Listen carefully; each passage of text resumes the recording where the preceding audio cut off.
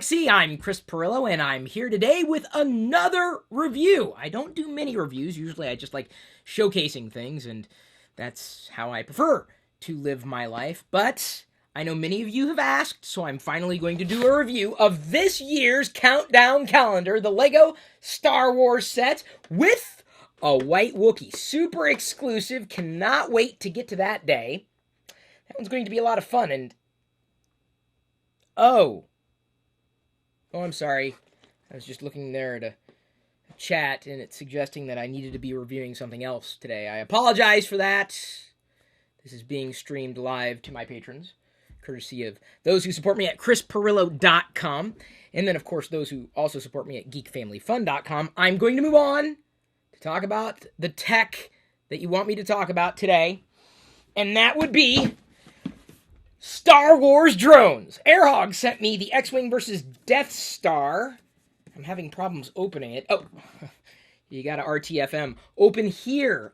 Ouvrir Iki. I want to say that's Francais. There's the X-Wing and the Death Star and the controller. Can't wait to try this. Can't wait to fly this. Technology that's worth using. That's worth collecting. That's going to be valuable for an indefinite amount of time. So this is the thing that I was supposed to review today, right? Wrong. I apologize again. I will set aside the very exciting things to get to something that is rather routine. The Apple Watch, apparently. I need to learn how to read titles. I've been wearing it for a while. This is the Apple Watch Series 2. And I've made a few notes.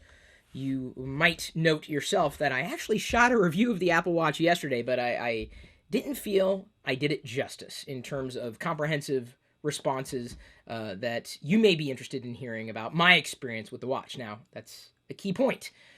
I'm talking about my experience with the watch. Your experience is going to be radically different because you know what? You are a radically different person. At least I would hope. So I'm just going to read off some of my notes here and then kind of dovetail back into any point that the people who are watching live care to have me dive deeper into. I use it primarily for weather check, calendar glance, like that. That's it, and I'm good. That's my primary use case right there. That's it. To check the weather with the icon or the temperature or even my next calendar appointment. No more events today, and then sometimes I check the time and the date and battery level. I usually never go past this digital watch face. Rarely, if ever, do I go past it. That's it. This is what I use it for. I'm serious. That's really it. The thing that I was not saying "Hey Siri" to. Diana has the Apple Watch that I first had, the first Apple Watch, Series 1 or whatever Apple's calling it this week. She uses it primarily to find her phone. That's a nice little feature. I've used that feature a couple of times. But she uses that constantly. Because when you have a child, you tend to misplace things. Not your child, but your devices. And so she uses that feature all the time. It tells time accurately. And some have asked, hey, Chris, what would you like in the next Apple Watch? And I would like it to tell time faster. That's something I think they could improve upon, right? I would like to know what time it's going to be. It would be great if they could do that. I never use third-party apps. Most of them, if not all of them, suck. I rarely use the built-in apps because why? They're there. Not they're there. They are there, certainly, to be used, but I don't. I rarely use the digital crown or the side button, even after they remapped it in watchOS 3. I don't, really. Or if I do, it's on accident. Like, you can zoom ahead, and no, I didn't mean to swipe the screen. I was swiping the button there. Oh, I turned on airplane mode. Great. I'm trying to move ahead in time, and it's not letting me. Okay, well, let me go ahead and turn off airplane mode and then try to zoom ahead, and I still can't zoom ahead. Give it a second. It's got to repair. Now I can zoom it. Okay, I guess I can't zoom ahead. I was going to show you the time travel feature where you can kind of look forward, but it doesn't want to cooperate with me again. I think it detects how ambivalent I am to it. That is a possibility. It may have a sensor in there that Apple has not told us about. I usually ignore the nags, like, breathe, or, hey, you need to move. And I'm like, no. It's nice to be reminded, but I really don't pay attention to it. So, just had to say that. It's a feature that some people, I'm sure, love.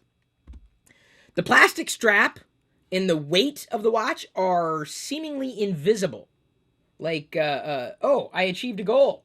Somehow I've now achieved my reasonable goal of burning 150 calories and waving my arms around. There's a benefit in being Italian. I really put it on, and I really feel that it's not there, and that's a good thing. I like that. Not being someone who was necessarily a watch wearer before the Apple Watch, it's there, and it doesn't feel like it's there necessarily. That being said, I do really enjoy the time where I can take it off at the end of the day. I really do look forward to that. Not my glasses so much. The watch, yeah, I can't wait to get it off. So why do I still wear it? Because I have it. It is convenient to check the weather like that. Not to say that Apple's got the corner on the market of checking weather on your wrist. I never really exercise. So the whole tracking of movement and burning calorie things, yeah, I was interested for a while. You might remember a couple years ago with the vlog when it was still public. I was working out to try to lose weight. And lo and behold, I discovered that changing my eating patterns did more to help with the weight loss, specifically fat loss, than exercising did. So I just kind of lost motivation. I was like, I know I should do it. I know. Well, you have a kid, and try not burning calories. I think kid should be a workout setting. It isn't, though. Screen is okay in sunlight. Always sharp. Like the text, sharp. It really is sharp. The brightness on this screen seems to be just as good as it was on the Series 1. I may have only had one issue where I couldn't really see the text on the screen in bright light, but not to the point where it's like, I can't deal with this. Then again, I live in Seattle, and I hate the sun. I should do a review on the sun one day. Sorry, I've got bacon in my teeth. Diana brought me bacon before doing this review. That's what every reviewer needs. I'm not a reviewer, really. I'm a talker. It's kind of disingenuous to call myself a reviewer, I suppose. But this is my review. I'm telling you my experiences here. Sometimes I have to re-raise or reflick the hand, the wrist. Like, you just notice, next time you're in public, just watch someone doing this. And they probably have a smartwatch. They're trying to go! And it doesn't turn on, right? So sometimes I have to reflick. And if I raise it improperly, it doesn't go. That's no fun. Because, I think it increases muscle tension. Any kind of movement increases muscle tension, in my case. The battery always lasts throughout the day. But then again, I'm not sitting there going, look, 86% battery remaining right there. I've been wearing it all day.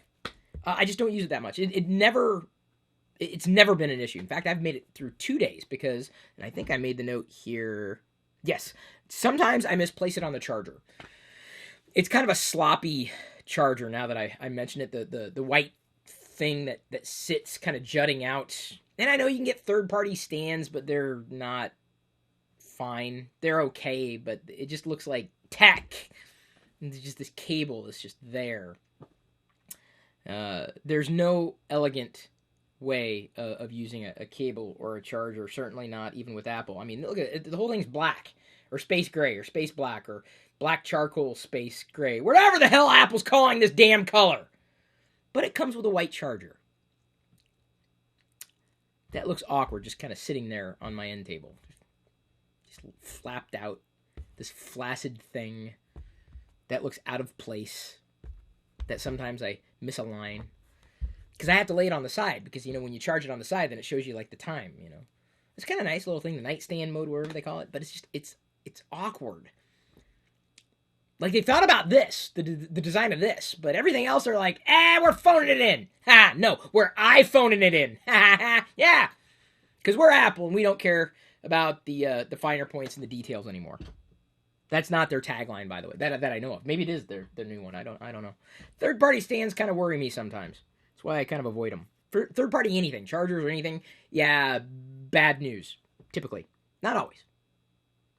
It's just I know I'm casting aspersions, and I know it's a thing for me. I guess I get concerned when I don't know what I'm using or who's making what I'm using or who made it. Let's see here. Allegedly, it's faster than the first Apple Watch, and I think for like an hour, it felt faster, and then everything kind of melted away.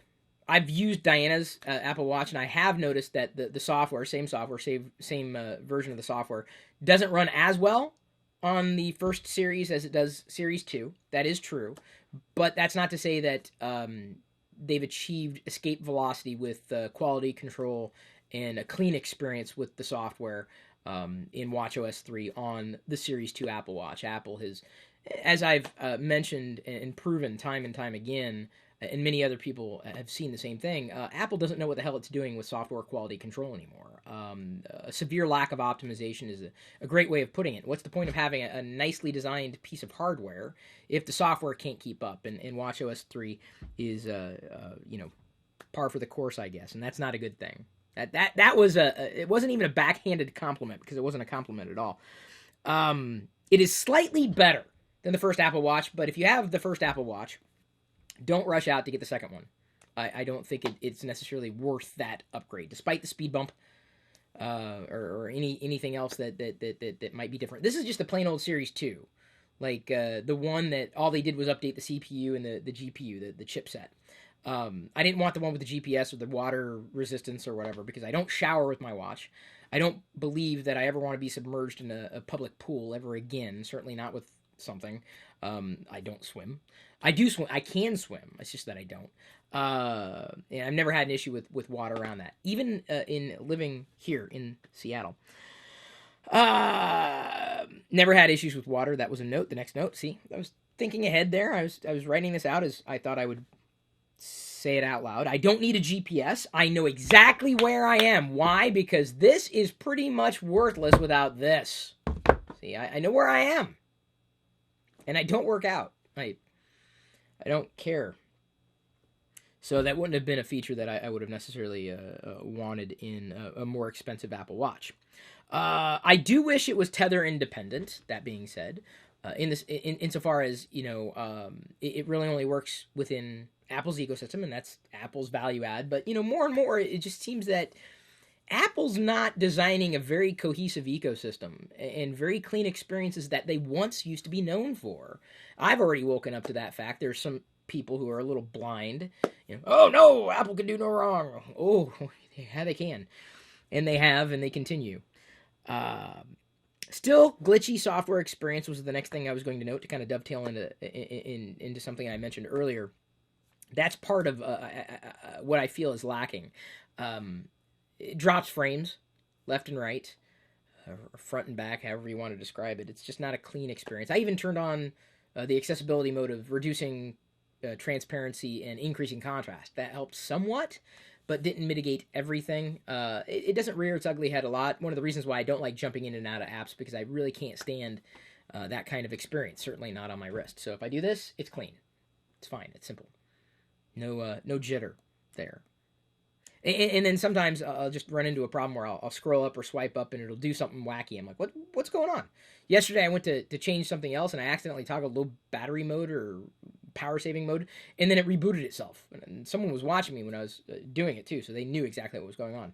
I was with Slav. We were meeting over Galaxar, which is the event that I'm producing with him in March, and other people as well. It's going to be a vintage toy and modern collectibles experience, a marketplace.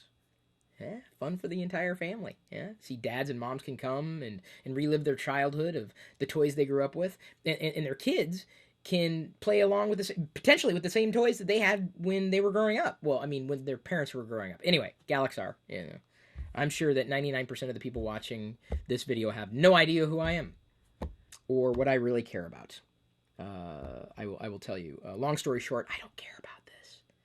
I really don't. I mean, not just the strap necessarily. I mean the device. I don't care. But doesn't that make me a better judge of what this product is? Because I don't care about it, right? I mean, just think about that, right? I don't care. As I kind of spill into this, it works sometimes, kind of, like with notifications. Sometimes the notifications will show up here, but not on the phone. Sometimes they'll show up on the phone, but not the wristwatch. Sometimes they don't show up at all. There are definitely some bugs that I've just learned to deal with. As I said, I use it to do this. Weather, cool. Next appointment, cool. Time, date. That's about it. I'm just being honest with you. I could probably get that in a fantastically better device too. And you know what? If I could find something like that, I might be interested. Might. Because I like the screen. I like the feel. I like the general design. It seems to melt with me, right? This black object that's clinging to my body. I'm sure it's trying to run away now if it had legs. It's okay, but largely an unpolished experience. It's fine. But the Achilles heel of the Apple Watch is it's still only optional. It's not worth upgrading from the first Apple Watch, and it's overpriced in my use case outright. Not overpriced, period. Some people would argue it is. But I think that because it is optional, that is the thing that's going to hurt Apple Watch the most. I don't know if I'd go as far as to say it's a solution in search of a problem. I think it is trying to address better capturing the data that we, as humans, are generating, movement, if you will, health, but it's not there yet. It's still very, very, very, very, very, very, very optional. I could not wear it and get through the day. If I didn't wear it, I'm just going to show you. Oh, I can't check the weather. Hang on. Okay, it's 49 degrees. It might snow this weekend, too. 48 degrees. Sorry, it dropped a degree here as I was watching the screen that I got to carry with me anyway. What's my next calendar appointment? I don't know. Oh, nothing. Okay. What's the time? Okay, it's just shy of 4 p.m. I'm good. Good. Don't need to remember to recharge my wrist. And it's a hell of a lot more affordable. So, neat to have, kinda, but I'd give it a C. It's a passing grade. C. Now, I'm not even comparing it with other wearables, because quite honestly, I've seen them, and I'm like, no.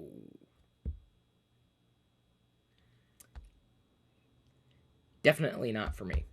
But, again, I wasn't really a watch wearer. Didn't even really wear watches when I was growing up. I remember having one. It was like a Snoopy watch or something. Snoopy. Seemed to remember Snoopy for some reason.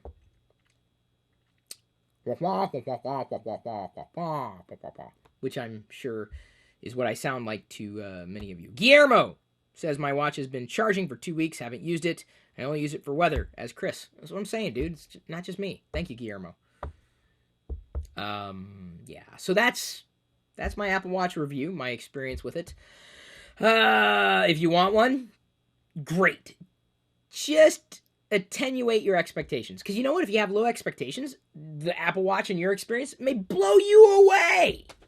It may be amazing for you. That's great. It'll be amazing for you. And you know what? That's great. I'm not taking away from your experience at all.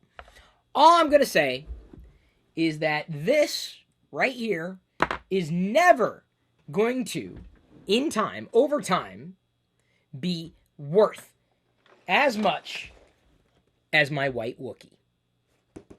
This right here. The Christmas Wookiee. The Life Day Wookiee, who should have come with a red robe, now that I think about it. These other minifigures, not as special. Fun to have. Especially a Bespin Guard, another Bespin Guard there. And a Protocol Droid. Not C-3PO, I don't think. That's a silver droid. It could be a silver C-3PO. The last year's C-3PO wasn't that exciting for me, though. It wasn't anything special. It was C-3PO with a Santa beard. It wasn't unique. Oh, there's a Luke back there, too. Not a unique one, though. The White Wookiee. Why was I more excited about the White Wookiee than this? Because, the next this is going to come out, and the old this is going to be worth less. and at some point, worthless. That's how technology works. That's how it evolves, and that's why I don't care about it. It's a tool. It's a fancy screwdriver that tells me the time and the weather. Guillermo says, did the TIE Fighter have lights? Does the TIE Fighter have lights? There's a TIE Fighter? I missed the TIE Fighter here. I don't... Oh, here we go. It looks like it's a TIE Interceptor. No special lights on it. It is a TIE Interceptor, though. Oh, there's the A-Wing, too. Wow. Don't want to spoil everything. Oh, this TIE Fighter does have lights, yes. This tether to the holiday lights there. So that is my review of the Apple Watch. If I left anything out, it was not intentional. This was my second attempt at doing a more comprehensive review of the Apple Watch, my experience. I'm probably not going to wear it for the remainder of the day, and I am going to be happy about that. Feels nice. Thank you for tuning in. I do appreciate it. If I can answer any questions, feel free to head over to chrispirillo.com and become a patron. That's how you get questions answered that you need to have answered. And some people need to have answered, like rock, paper, scissors, lizard, Spock. It's live long and prosper, which is more than I can hope for some things. I love you. I do. Believe it or not, I love you. I don't care what you use, but I do love you. I do appreciate you, especially if you made it this deep into the video before commenting, right? I didn't listen! I only read the headline!